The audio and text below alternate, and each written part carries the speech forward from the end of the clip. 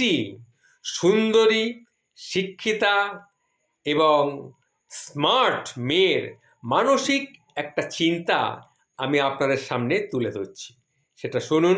শুনলে আপনারা উপকৃত হবেন, বুঝবেন যে আজকালকার মেয়েদের কীরকম ধরনের মানসিকতা হতে পারে, কীরকম ধরনের মানসিকতা মেয়েদের, আজকালকার মেয়েদের হওয়া উচিত। তাহলে শুনুন, বলছি। পুরুষ তুমি ছুঁতে চাইলে এমনিভাবে ছোবে, এই যে বাসে, ট্রেনে, রাস্তায় ঘাটে ভিড়ের ঠেলাঠেলিতে তুমি আমায় ছুঁয়ে দাও, তাতে কিন্তু আমার কোনো আপত্তি নেই। এমনভাবেও তো কতবার হয়েছে, কতজনে কতভাবে তাকিয়েছে, ছুঁয়েছে। একবার কি হলো জানো, তখন বয়সটা অল্প, কলকাতায় লোকাল ট্রেনে চেপেছি। একটাই মাত্র মাঝখানে স্টেশন, একেবারে ভিড়ে চাপাচাপি, ঠাসাঠাসি ভিড়। কোনো রকমের ট্রেনে পা রাখতেই ট্রেনটা ছেড়ে দিল। আমি ঝুলছি তখন ট্রেনের বাইরে, কোনো রকমে একটা লোহার রড ধরে আছি, কিন্তু ঘাম ঘাম হাতে তাও মাঝে মাঝে পিছলে পিছলে যাচ্ছে। হঠাৎ একটা পুরুষালী হাত কনুমের কাছটা ধরে হ্যাঁচকা টান মেরে ট্রেনের ভেতরে আমাকে নিয়ে চলে এলো।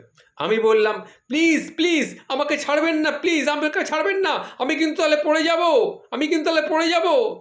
তখন সেই পুরুষালী কণ্ঠটি বলে উঠল, কোনো ভয় নেই, আমি তোমাকে ছাড়বো না, আমি তোমাকে ছাড়বো না, আমি জানি আমি ছাড়লেই তুমি পড়ে যাবে, সুতরাং তোমাকে ছাড়তে আমি পারি না, চলে এসো, বলে আর একটা হ্যাঁচকা টান দিলেন।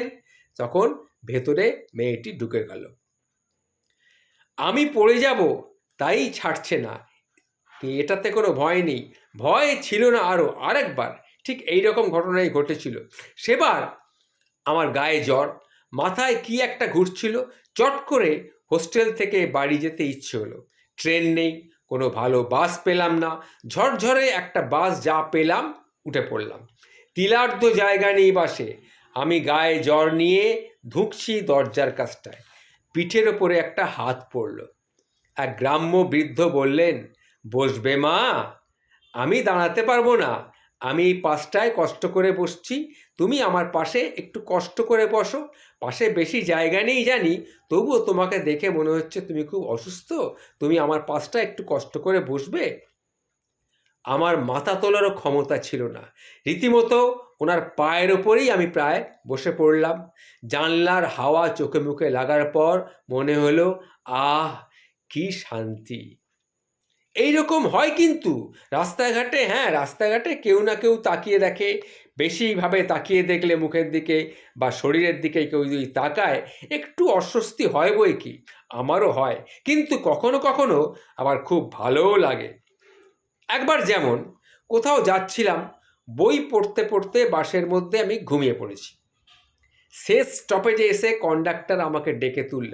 চেয়ে দেখলাম একটা গণ্ড গ্রাম, আর একটি ছেলে আমার দিকে অবাক চোখে তাকিয়ে আছে।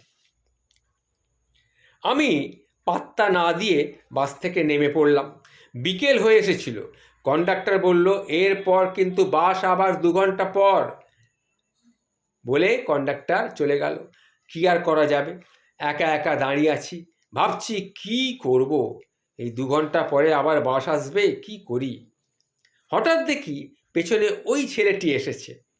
এখানে একটা দোকানে এসে বলল, সে নাকি এই দোকানে তার একটা বাইক রাখা আছে। সে এসে বলল, আমার একটা বাইক আছে, আমি আপনাকে পৌঁছে দেবো। না না, আমি তাকে বললাম, না না, কি দরকার, শুনুন কোনো ভয় নেই, বাড়ি অবধি আপনাকে আমি পৌঁছে দেবো, পরের বার আস্তে আস্তে কিন্তু রাত হয়ে যাবে। কি মনে হলো আমার, আমি তাকে বললাম, ঠিক আছে চলুন, ঠিক আছে আপনি তাহলে আমার বাইকের পেছনে বসুন, হ্যাঁ ভালো করে চেপে ধরে বসবেন, কিন্তু কোনো চাপ নেবেন না। আমি বাইকে বসলাম, উঠে বসলাম। আমাকে ঠিকানা জিজ্ঞাসা করার পর আমি তাকে ঠিকানাটা বললাম, তারপর সে আমার বাড়ির দরজা অবধি আমাকে পৌঁছে দিয়ে গেল। আবার মাকে বলেও দিল, বলুন কাকিমা, বাসের মধ্যে এভাবে কেউ ঘুমিয়ে পড়ে, এই তাকিয়ে থাকাগুলো আমার বেশ ভালো লাগে। তারপর কেউ যদি এমনি এমনি আদর করে, ধরো অচেনা কেউ, আমার তাও বেশ ভালোই লাগে। তখন সন্তান সম্ভবা আমি, দুর্গাপুজোয় লাইনে দাঁড়িয়ে অষ্টমীর প্রসাদ নিচ্ছি, খুব গরম, হাঁসফাঁস করছি। এক 40 আমার দিকে এগিয়ে এলেন, একটা প্লাস্টিকের চেয়ারে আমাকে বসিয়ে ভোগ নিতে গেলেন। একটু পরে এসে ভোগের খিচুড়ি, পায়েসের প্লেট আমার হাতে দিলেন। এই অবস্থায় অত রোদে দাঁড়িয়ে আমি আছি এটা দেখে বলল, দেখো মা, মা দুর্গা যেন তোমাকে কোনো অসুস্থ না করে, তুমি রোদে দাঁড়িয়েছিলে, নাও এটা খাও। তারও অনেক দিন আগে, বেশ 5-6 বছর আগেকার একটা ঘটনা বলি। জীবনে প্রথমবার রেডিও থেরাপি নিচ্ছিলাম, এই দিন 10-এর। তখন জানতামই না এর কি মাহাত্ম্য।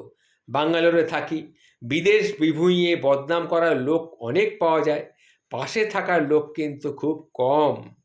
প্রথম 2 দিন বেশ নাচতে নাচতে থেরাপি নিল, তৃতীয় দিন নিতে এসে বেশ অবস্থা কাহিল। এইরকমই একদিন থেরাপির জন্য অপেক্ষা করছি, অফিসের এক কলিগের ফোন এলো, খুব কাছের নয়, মোটামুটি আমার বন্ধু স্থানীয়। জিজ্ঞেস করলো কোথায় আছি। আমি বললাম থেরাপি নিচ্ছি। সে তো শুনে আস্তে উঠল, রেডিও থেরাপি চলছে এখন, বলনি একবার। হসপিটালের নাম জিজ্ঞেস করলো।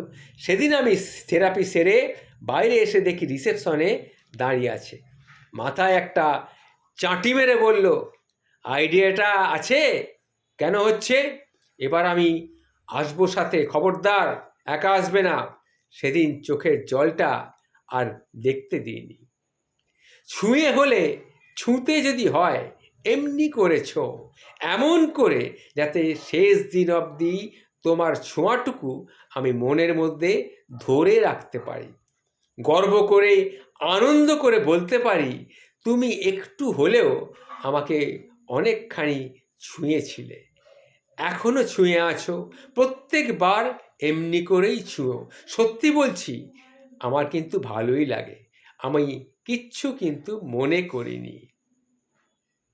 নমস্কার।